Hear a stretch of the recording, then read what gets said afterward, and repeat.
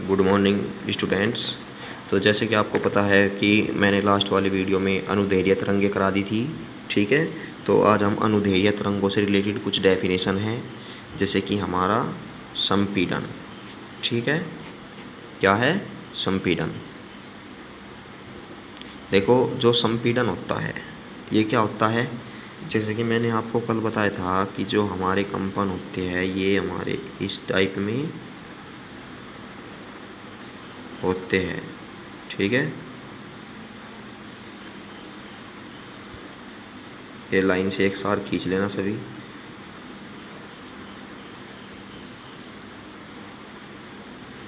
देखो, जिस स्थान पर कंपन, यानी एक स्थान पर तो कंपन नज़दीक नज़दीक और एक स्थान पर कंपन ज़्यादा ज़्यादा है, फिर नज़दीक ज़्यादा है, नज़दीक ज़्यादा है, ठीक है। यानी जिस स्थान पर जो कंपन है वे नज़दीक नज़दीक होते हैं, या कण क्या है नज़दीक नज़दीक होते हैं, वे स्थान क्या कहलाते हैं? हमारे संपीड़न कहलाते हैं, ठीक है। पता लग गया? यानी जहाँ पे जो हमारे कंपन है नज़दीक नज़दीक होकर एक दूसरे के सापेक्ष कंपन करते हैं। तो हम इसमें अब लिखने वाले हैं कि क्या है कि संपीड़न, कि जिन स्थानों पर कण, ठीक है, एक दूसरे के पास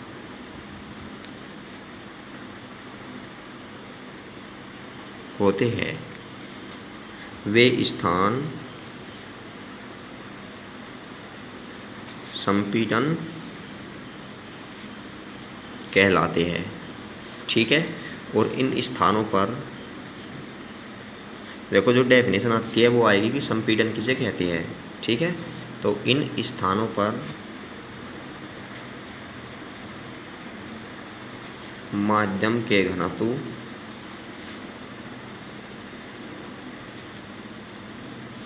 तथा दाब, माध्यम की लंबवत अवस्था, लंबवत अवस्था का मतलब है कि माध्यम को लंबवत रख देंगे, ठीक है। लंबवत अवस्था की तुलना में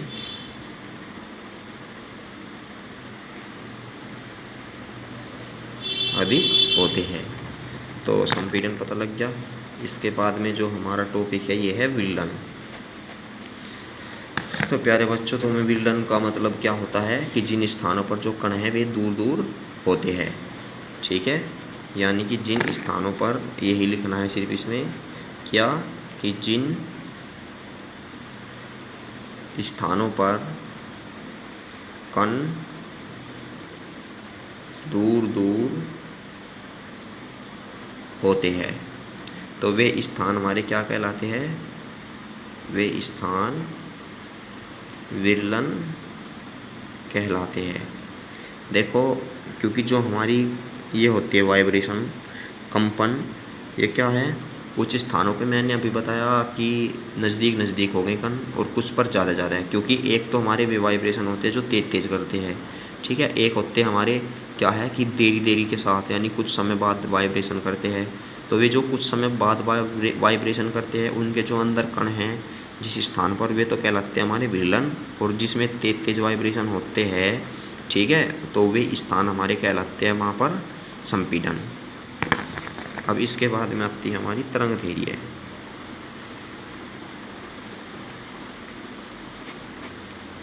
ठीक है। तो तरंगदैर्घ्य क्या होती है? सबसे पहले देखो, तरंगदैर्घ्य जो होती है ये होती है कि दो क्रमागत संपीड़नों तथा विल्लनों के बीच की दूरी को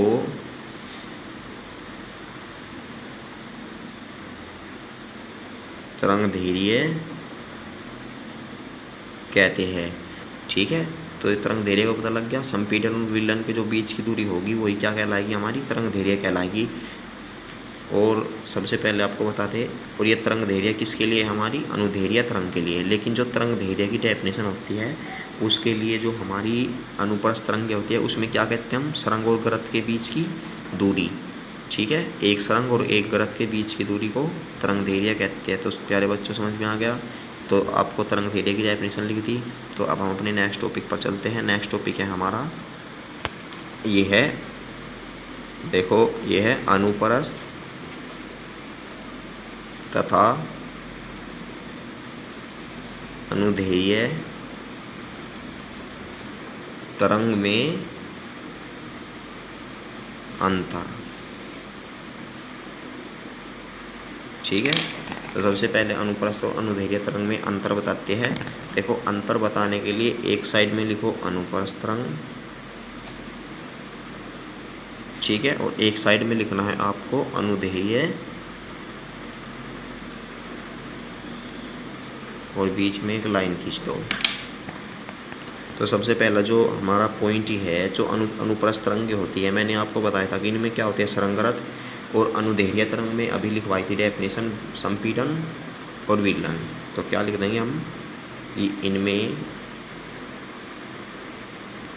सरंग व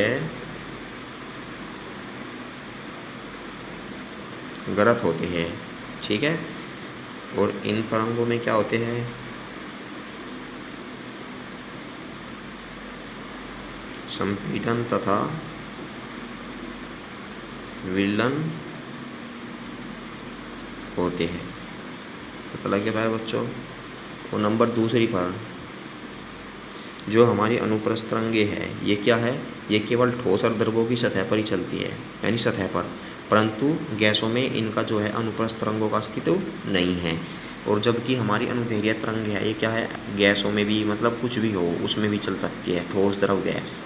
ठीक है, और जो हमारी अनुप्रस्थ तरंग है, देखो ठोस में क्या है, ये केवल सतह पर ही चल सकती है। जो अंदर है, अंदर क्यों नहीं चलती है, क्योंकि वहाँ पर जो माध्यम के कण है वे क्या है, एक दूसरे से सटे हुए होते हैं, और जिससे हमारे सरंगरत उत्पन्न नहीं हो पाते। तो सबसे पहले बता दें, ठीक है, तो क्या है कि ये तरंगे केवल ठोस व द्रव की सतह पर चलती है। ठीक है, गैसों में नहीं, यानी गैसों के लिए इनका अस्तित्व है ही नहीं। और जबकि हमारे पास जो इसका पॉइंट है दूसरा, ये क्या है कि ये तरंगे ठोस द्रव गैस तीनों में चल सकती है। ठीक है, यानी चाहे हमारा माध्यम कैसा भी हो, ये सभी में चल सकती है। और नंबर तीसरा जो पॉइंट लिखेंगे हम, क्या होता है, मैंने ये भी बताया था कि जो अनुप्रस्थ तरंगे होती है, इनमें जो माध्यम के कण होते हैं वे क्या होते हैं, लंबवत होते हैं। जो कण चलता है, तो क्या लिखेंगे हम, माध्यम के कण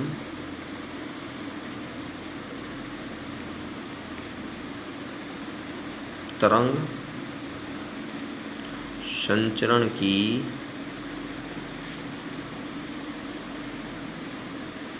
दिशा के लंबवत होते हैं। ठीक है, ये भी हो गया। लेकिन इसमें क्या है कि जो माध्यम के कण है वे क्या है, चलने की दिशा के अनुदिशी होते हैं। तो ये क्या है कि जो माध्यम के कण हैं तरंग की दिशा में ही होते हैं। ठीक है, एक अंतर ये हो गया। और क्या है, हमें पता है कि जो अनुप्रस्थ तरंग है, इनमें कोई भी दाब परिवर्तन नहीं होता। तो इसमें क्या है, कोई दाब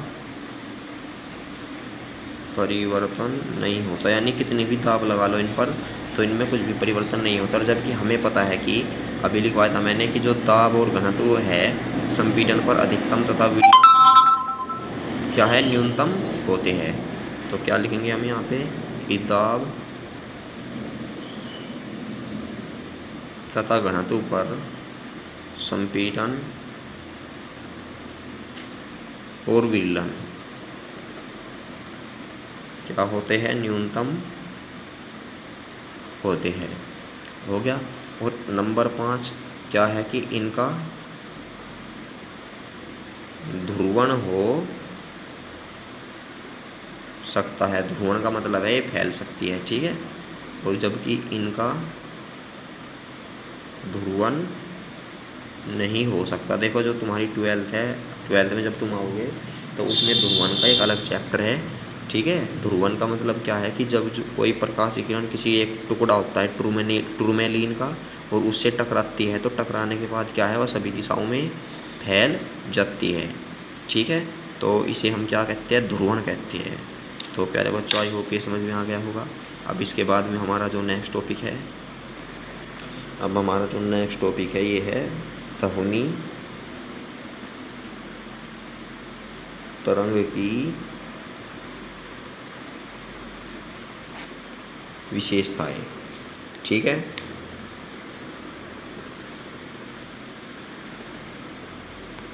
तो प्यारे बच्चों, सबसे पहले आपको बता दें कि जो ध्वनि तरंगे है, ध्वनि तरंगे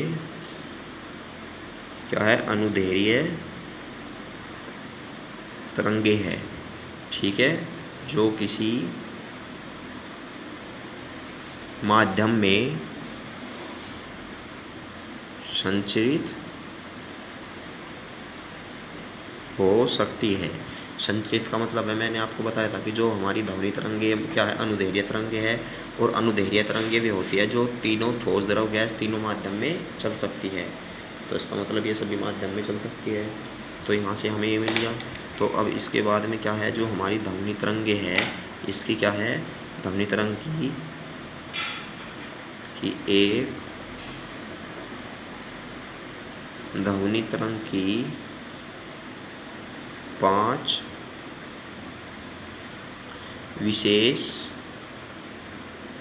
विशेषताओं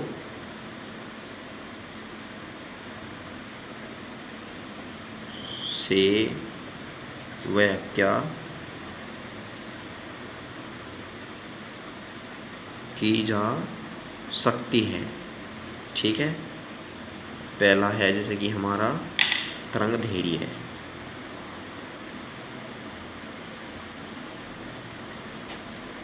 क्या है, तरंगदैर्घ्य। अब जैसे कि तरंगदैर्घ्य है, मैंने आपको बताया था कि संपीड़न और विलयनों के बीच की दूरी को क्या है, तरंगदैर्घ्य कहते हैं, ठीक है। या दूसरी जो डेफिनेशन होगी हमारी, क्या हो सकती है इसकी, यह हो सकती है कि माध्यम में किसी भी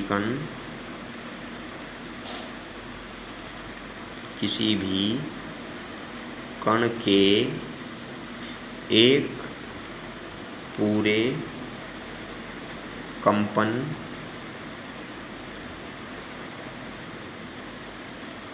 के समय में तरंगे जितनी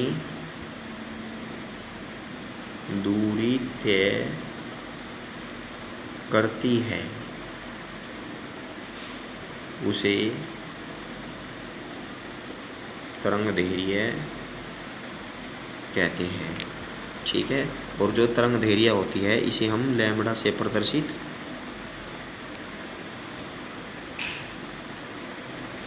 करते हैं।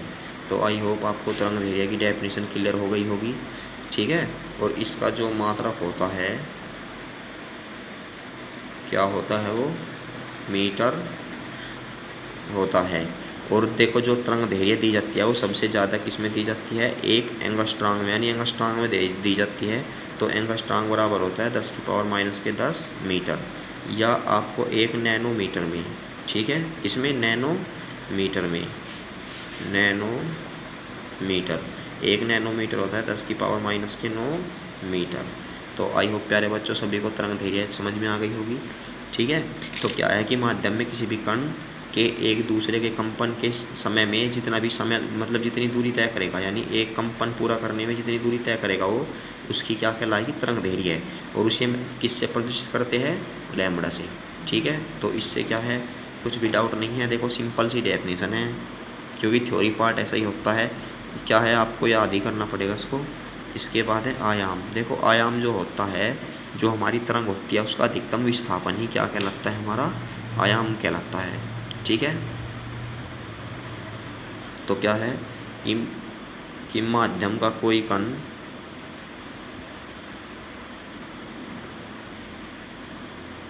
ठीक है, अपनी साम्यावस्था, साम्यावस्था का मतलब है जहाँ पर वो रुका होता है, साम्यावस्था से या साम्यावस्था के दोनों ओर अधिक से अधिक जितना विस्थापित होता है या अधिकतर अधिक विस्थापित होता है, उस दूरी को आयाम कहते हैं। तो तुम ये भी लिख सकते हो यहाँ से, देखो दूसरी डेफिनेशन की, तरंग के कण का अधिकतम विस्थापन आयाम कहलाता है। तो क्या लिखोगे, तरंग के कण का अधिकतम विस्थापन आयाम कहलाता है। और इसका जो मात्रक होता है, इसका मात्रक कितना होता है, मीटर, तथा इसे हम कैपिटल ए से प्रदर्शित करते हैं। तो आई होप प्यारे बच्चों सभी की समझ में आ गया होगा। देखो इतना भी कहना हार्ड नहीं है डेफिनेशन को, क्या करना है आपको, जितनी भी वर्क करा जाए, ठीक है, क्योंकि हमारा ये लास्ट चैप्टर बचा है फिजिक्स का, तो इसको हम आराम से करेंगे। तो कोई भी कहना क्या है, जल्दी नहीं है, ठीक है। फिर हम अपना चैप्टर कंप्लीट करने के बाद रिवीजन पे लगेंगे अपना, ठीक है प्यारे बच्चों। तो चलते हैं हम अपने, चलो यहाँ तक कम वर्क कितना ही हो गया है। तो क्या है, आपसे हम नेक्स्ट वीडियो में मिलते हैं अब। तो देखो इसका स्क्रीनशॉट ले लेना सभी बच्चे, जिसे वर्क करना है या साथ के साथ ही लिख लिया हो वो बहुत अच्छा है, ठीक है। ये हो गया हमारा, एक यहाँ से और एक यहाँ से, ठीक है। तो ये वर्क कर लेना अपना कंप्लीट।